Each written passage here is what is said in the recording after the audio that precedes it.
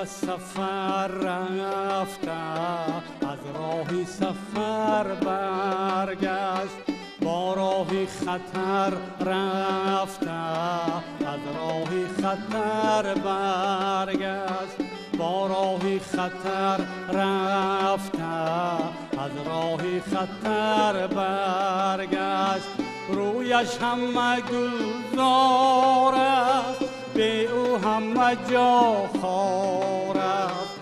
رویش همه گلزار است، به او همه جا خار است. او شام به در رفته، با شیری سحر برگشت.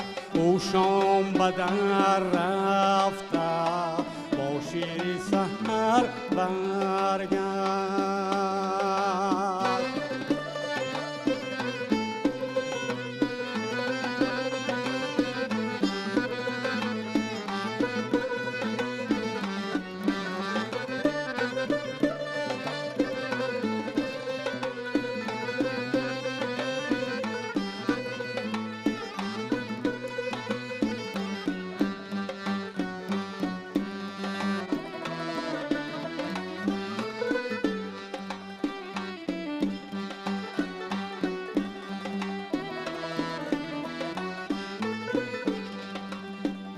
میرم به جمالی او، در حسن جمالی او.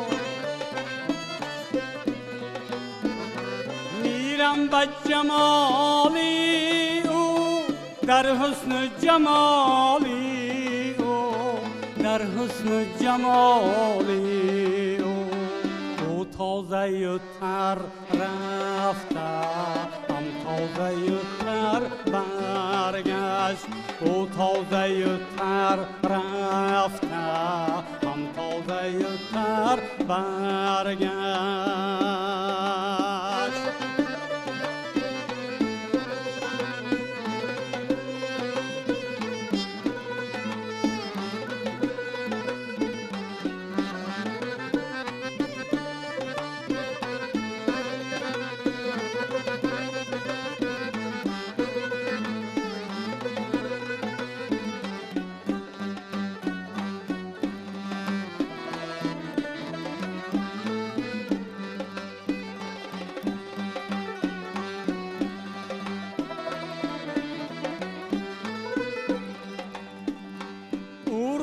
جهان گردد یا رب کی امان گردد. از کوه کمر رفته و از کوه کمر برگشت. امشب شب بی مهتابی، عاشق تو چرا خوابی. امشب شب بی مهتابی، عاشق تو چرا خوابی. عاشق تو چرا خوابی. شهباش دلی محزون، آن جان جگر برگشت. شهباش دلی محزون، آن جان جگر برگشت. ماهی به سفر رفته، از راه سفر برگشت.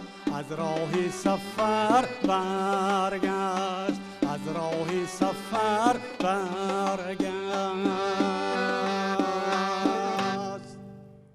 درود به شما تماشابینان عزیز، مخلصان و دوستداران کلام بده.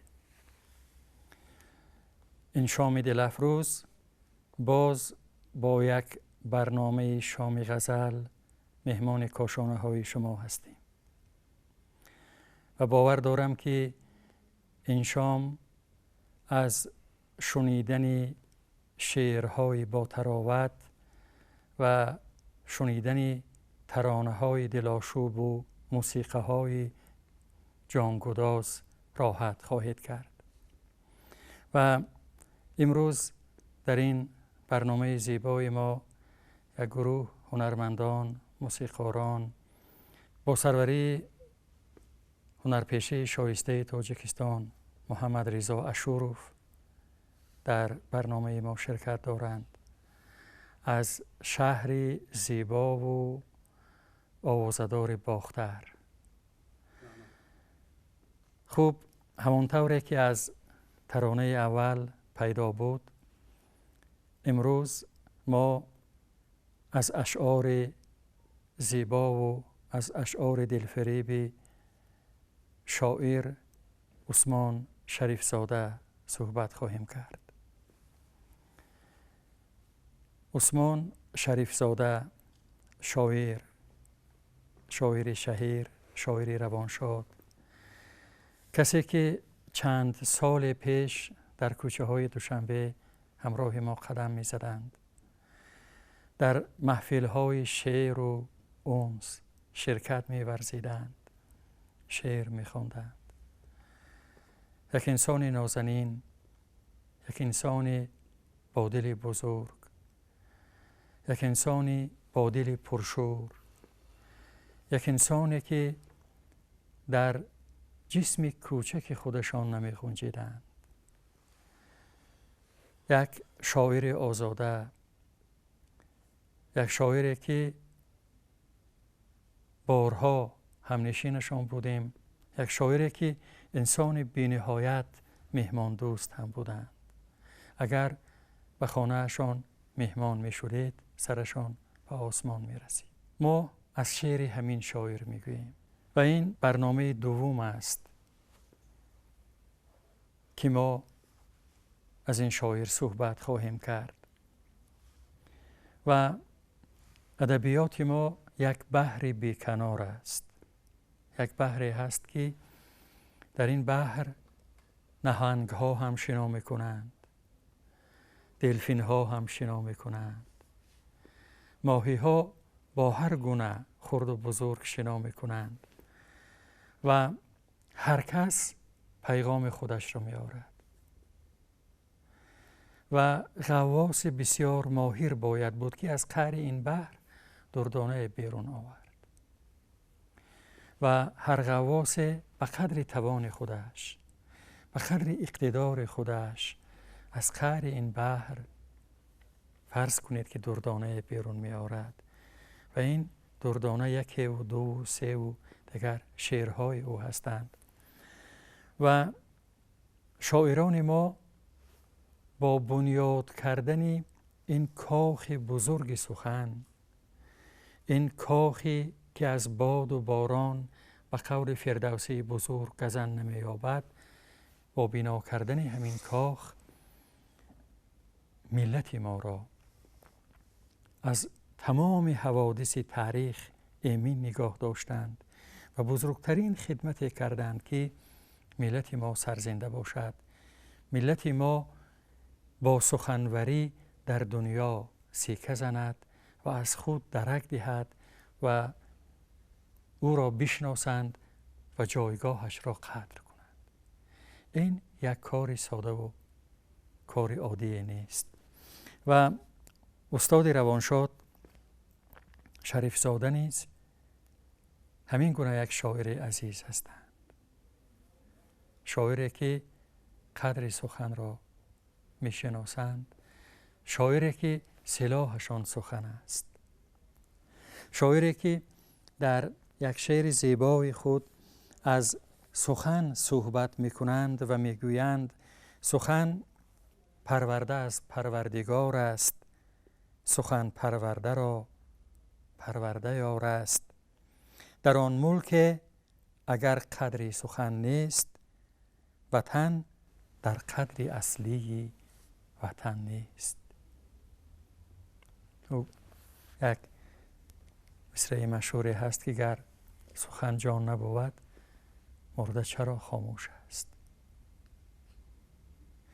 خوشبختانه ملت ما همین خیلی ملتی هست که قدر و جایگاه سخن را می شناسد.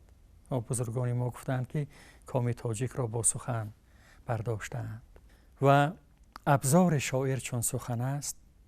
شریف زاده همانطوری که خدای شریفوف در یک نقدی که به اشعار شاعر نوشتند و اون در آغاز یا در مقدمه کتاب روح زندانی چاپ شده است، میگویند که عثمان شریف زاده یک جان بیدار است و یک شاعر هست که او را ذوق رهبر است و همین ذوق وجود شاعر را به جنبش می آورد، دل شاعر را به فریاد می آورد و سخن شاعر را مقام و جایگاه می بخشد.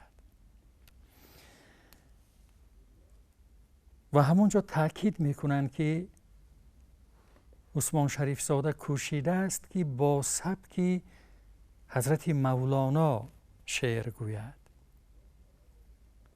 یعنی شعرهایش خردگرایانه، عارفانه، عاشقانه، شعرهایش طوری باشند که در آنها حکمت‌های زندگی افاده شده باشند.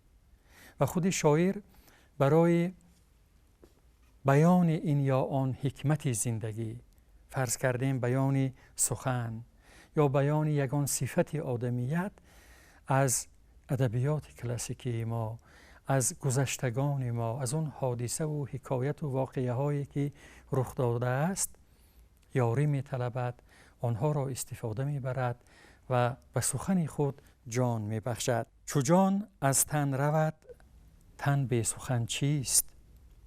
سخن جان است و بی جان خود بدن چیست؟ میگوید شاعر. یعنی همون گپی که گفتیم، گر سخن جان نبود مرده چرا خاموش است.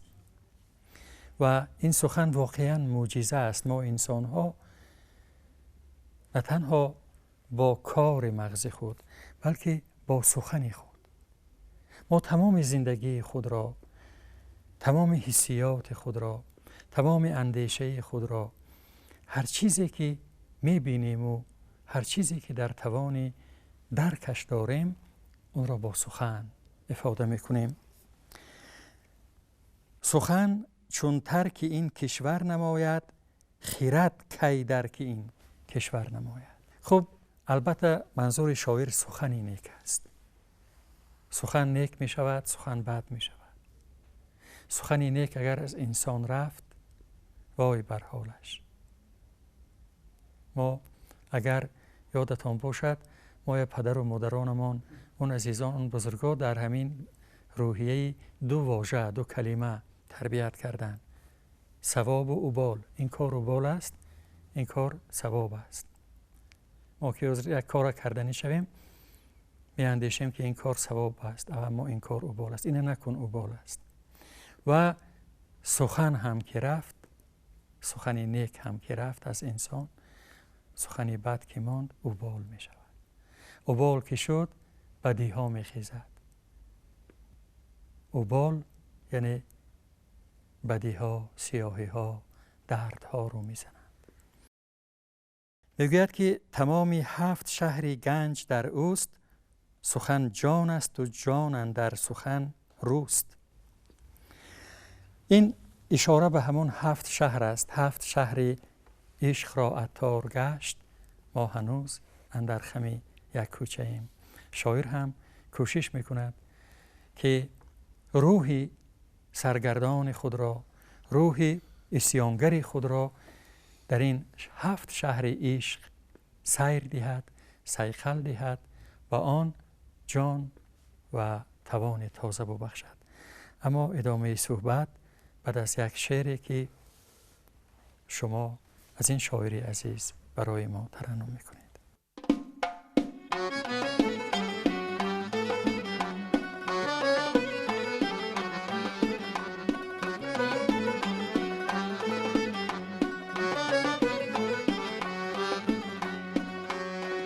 ای طبیبی دلیا شیخزی کجا می آیی؟ دیلی سنگت پاره ما را تو دوا می آیی. ای طبیبی دلیا شیخزی کجا می آیی؟ دیلی سنگت پاره ما را تو دوا می آیی.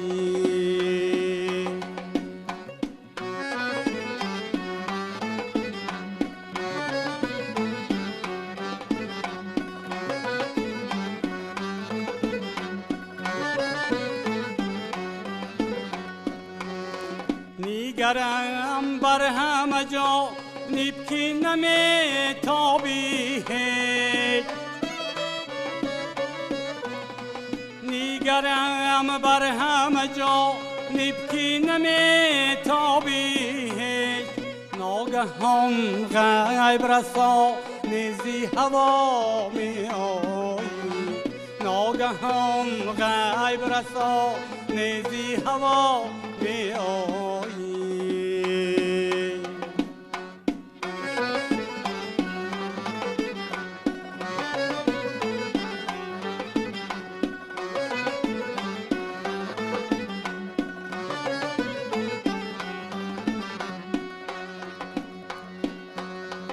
جانی من درگیرهی کاکل مشکین زده ای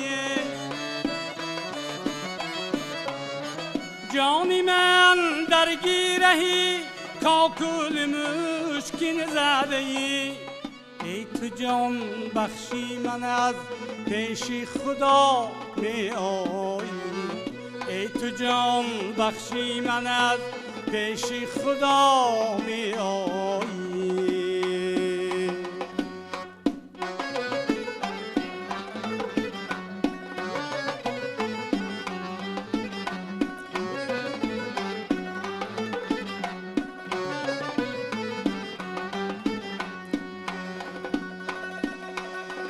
منی گم کرده وفا کوی بکویم چون گدا ای گدا پروری من پیشی گدا می آیی می شوم شادی کفک دامدنت من به خدا می شوم شادی کفک دامدنت من به خدا چی بزیبی به خدا کی به ادا می آیی چی بزیبی به خدا کی به ادا می آیی ای طبیبی دلیا شیخزی کجا می آیی دلی سنگت پاره ما را تو دوا می آیی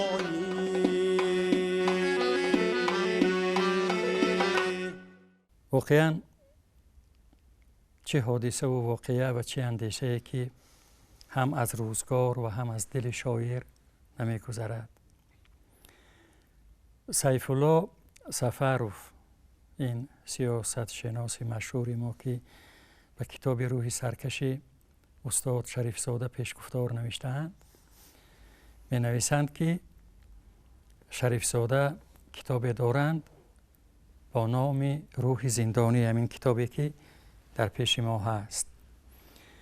وقتی میگویند کتابشان آماده چاپ میشد و من برای آن پیشگفتار می نوشتم شاعر پیش من آمدند من به ایشان گفتم که استاد شریف زاده همین روح شما روح زندانی در زندان نمی گنجد بیایید همین روح شما از زندان آزاد کنیم.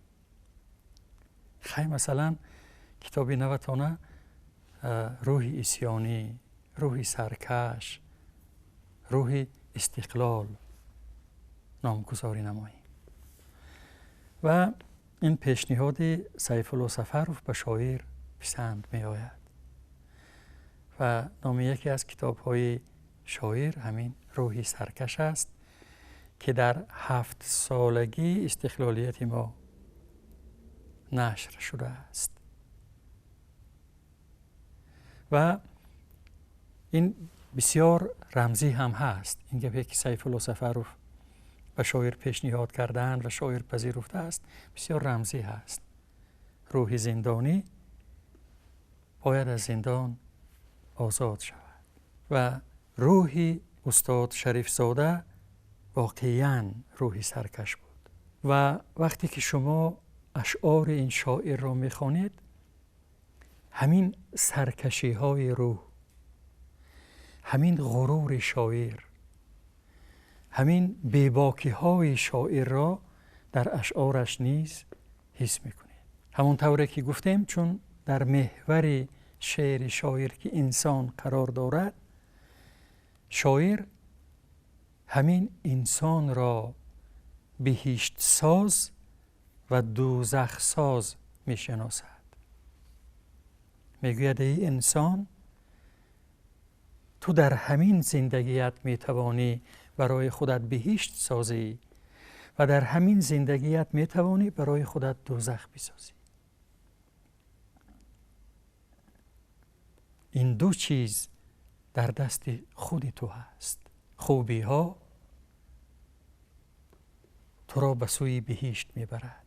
اگر دنیا سرشار از خوبی ها باشد، دنیا سرشار از محبت ها باشد، همین دنیا بهشت می شود.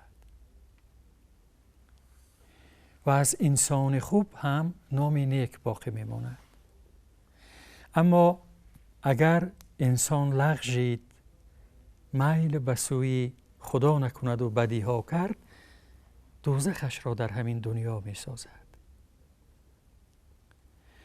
و شاعر همین دو واژه را، همین دو مفهوم را به خوبی درک می کند و در عمل انسان ها می شناسد و همین چیز را به رشته تصویر می کشد. و ما انسان ها را از دوزخ که این ثمر کار بدی هاست بیم می دهد و ما را به سوی بهشتی که خودمان می سازیم هدایت می کند. می گوید حیف آدم بعد خود را از تجلی دور کرد، دور کرده از تجلی خدا به نور کرد. هرچی او باشد جهانی او، مکافاتش همان، دوزخی او و بهشتی او، مکافاتش همان.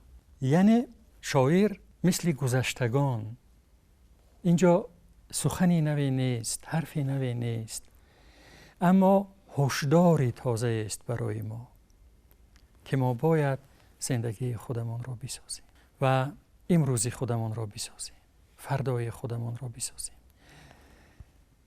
این سعادت در همین پنجه های ما هست. این پنجه ها که به سوی خوبی ها رفت، کشوری ما آباد می شود، فردای ما زیبا می شود. به سوی بدی ها رفت، دنیا دیگر که خراب می شود. خودش و شاعر در زمان زندگی می کند، این زمان این شعرها را می گوید که سالهای 90 است. بنابر همین فریاد دل شاعر بسیار بلند است، دردش بسیار جانگداز است. یعنی خوبی ها اصلا چقدر خوب هستند. 100 بار بدی کردی و شرمی تو نیامد، نیکی چی بدی داشت که یک بار نکردی. و بیایید با همین خلاصه زیبای شاعر به خاطر همین خوبی ها یک ترانه زیبای دیگر را از زبان شما و با نوازش شما عزیزان و با شعر استاد عثمان شریف زاده بشنویم.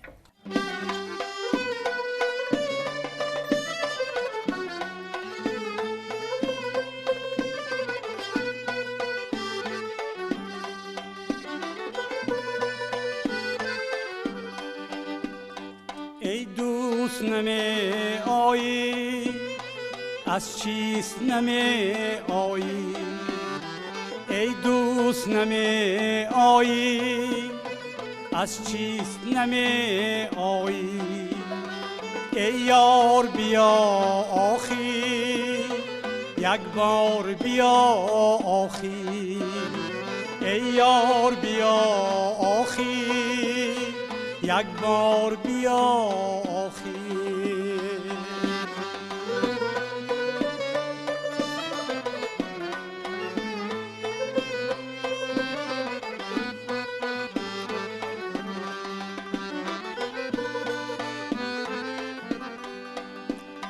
بیتاب شدم به تو، به خواب شدم به تو.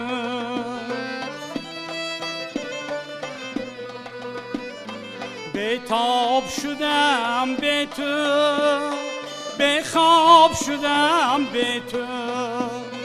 من آب شدم به تو، ز زرداب شدم به تو، من آب شدم به تو، زرداب شدم به تو. ای دوست نمی آیی، از چیست نمی آیی؟ ای دوست نمی آیی، از چیست نمی آیی؟ ای یار بیا آخر، یک بار بیا آخر.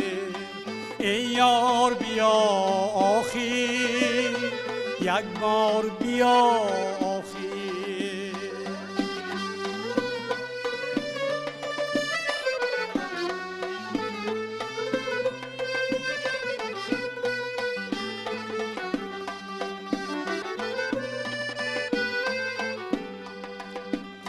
مخمور شدم به تو، رنجور شدم به تو،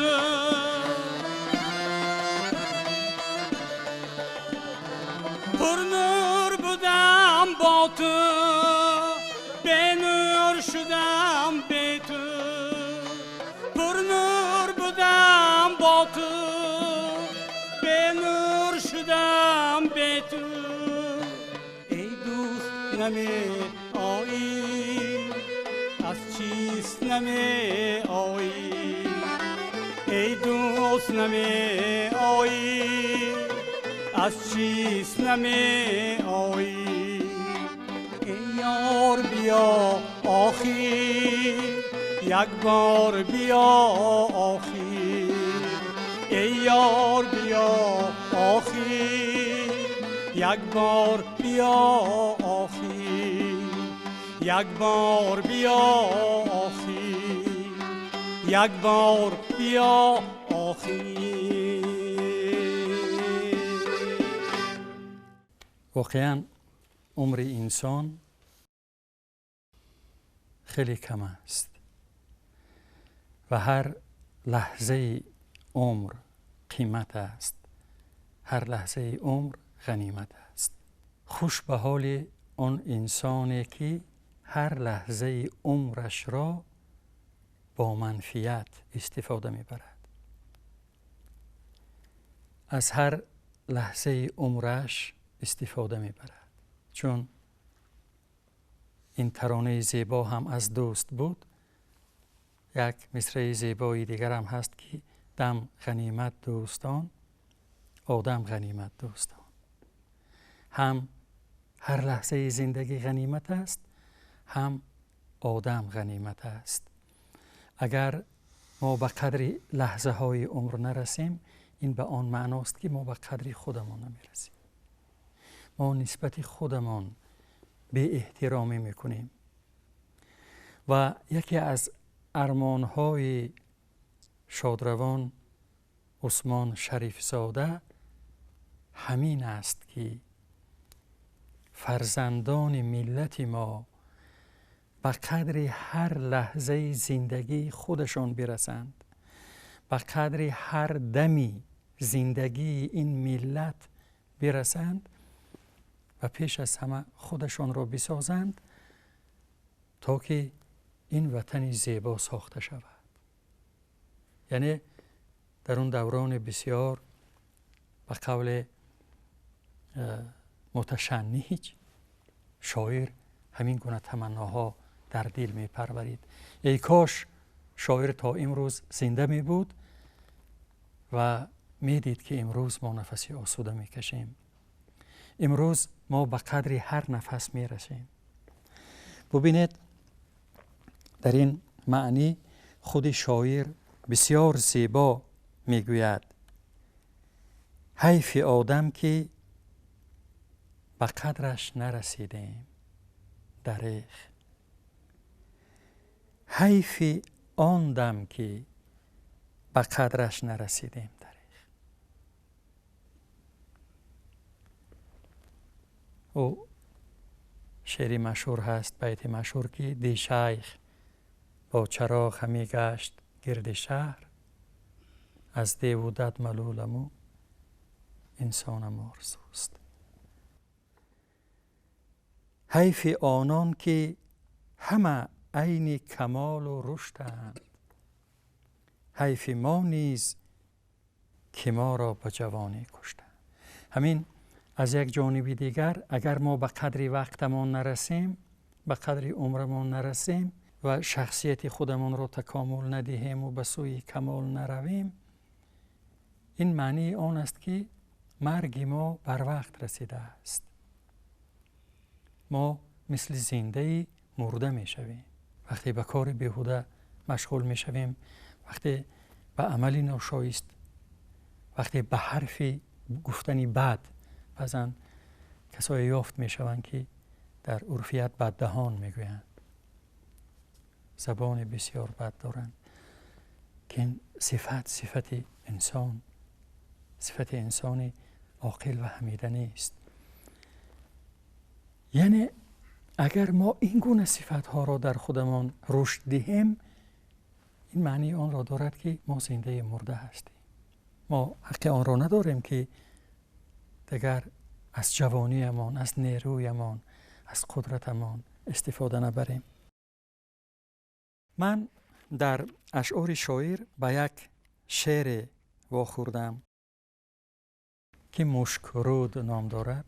راست گپ من به خود همین کلمه ساخته یا واژه ساخته مشکرود عاشق شدم، خیلی خوشم آمد. از اشعار شاعر دانستم که دریای کافرنهان در همون سرگهش از دو رودک تشکیل می شده است و یک رودش را مشکرود می گفتند. نگاه کنید چه خیلی نام زیبا، مشکرود، رودی مشکین.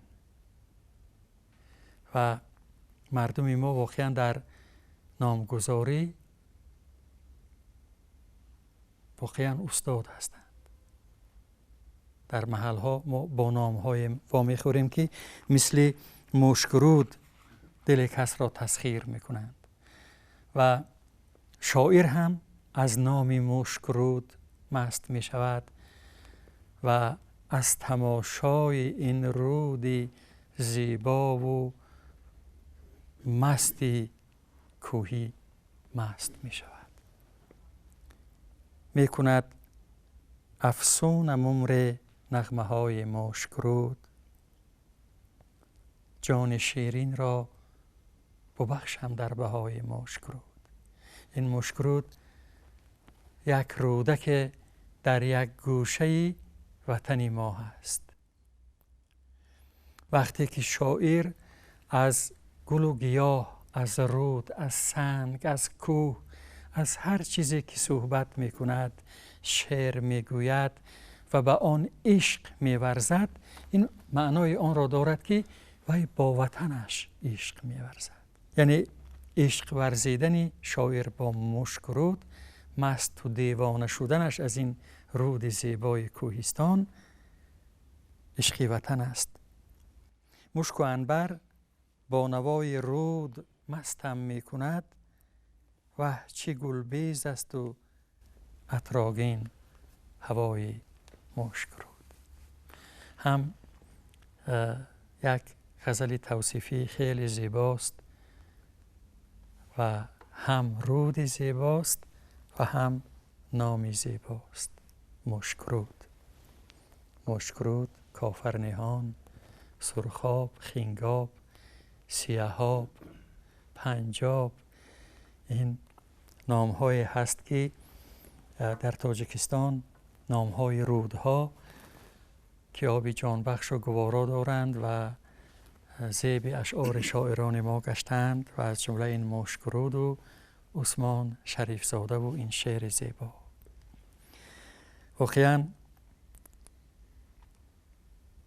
ما باید زیاد اشعار عثمان شریف زاده را خوانیم و حسن تفکر او را بشناسیم، اندیشه او را بشناسیم و ببینیم که این شعر چی معرفتی دارد.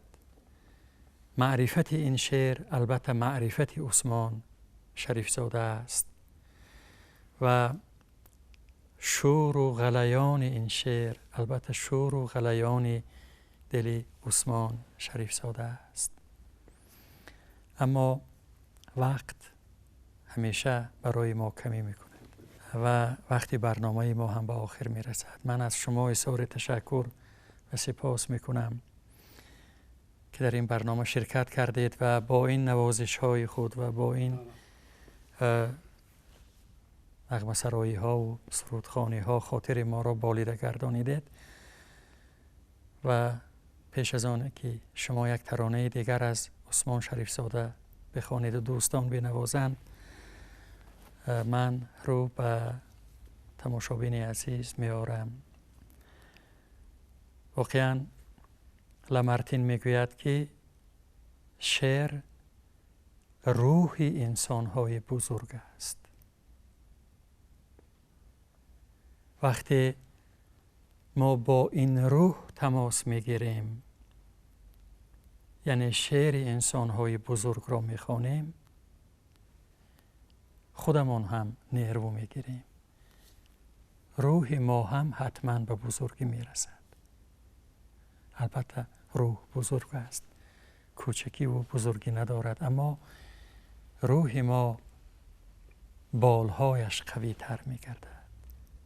اشعار عثمان شریف زاده را بخوانید و در دنیای شعر پر حکمتی و سیر کنید و بهره برید. و تا برنامه دیگر، روز و روزگارتان خوش.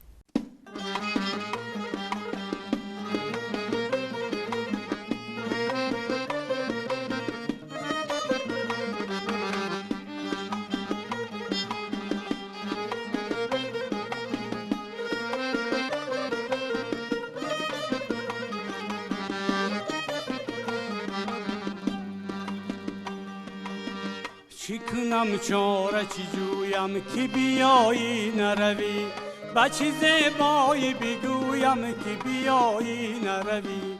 چی کنم چاره چی جویم که بیایی نروی، با چی زیبایی بگویم که بیایی نروی، که بیایی نروی.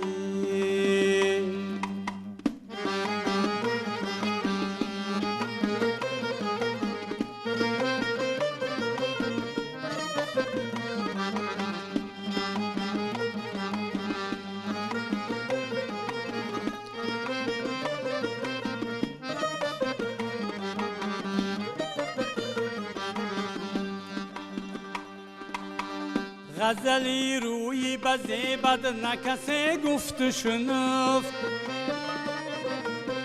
غزلی روی بزیبد نکسی گفت شنفت.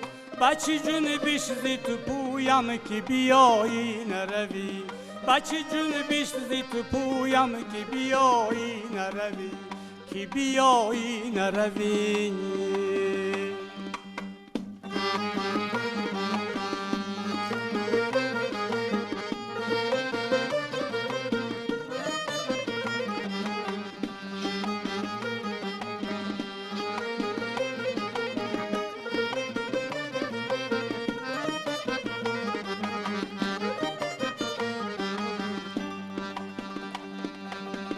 چو بیایی بیدمد جان روی جان بیرود، چو بیایی بیدمد جان روی جان بیرود. با قدم گاهی تو رویم که بیایی نروی، با قدم گاهی تو رویم که بیایی نروی، که بیایی نروی.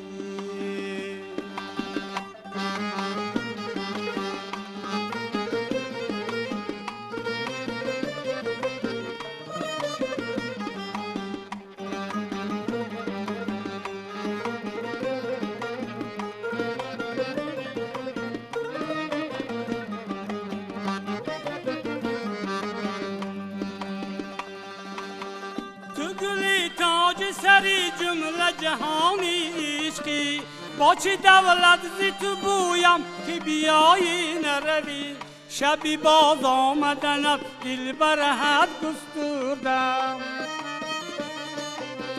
شبی باز آمدنت دل برهت گستردم، من برایت شبی تویم که بیایی نروی، من برایت شبی تویم که بیایی نروی، چی کنم چاره چی جویم که بیایی نروی، با چیز بایی بگویم که بیایی نروی، چی کنم چاره چی جویم که بیایی نروی، با چیز بایی بگویم که بیایی نروی، با چیز بایی بگویم که بیایی نروی، که بیایی نروی، که بیایی نروی.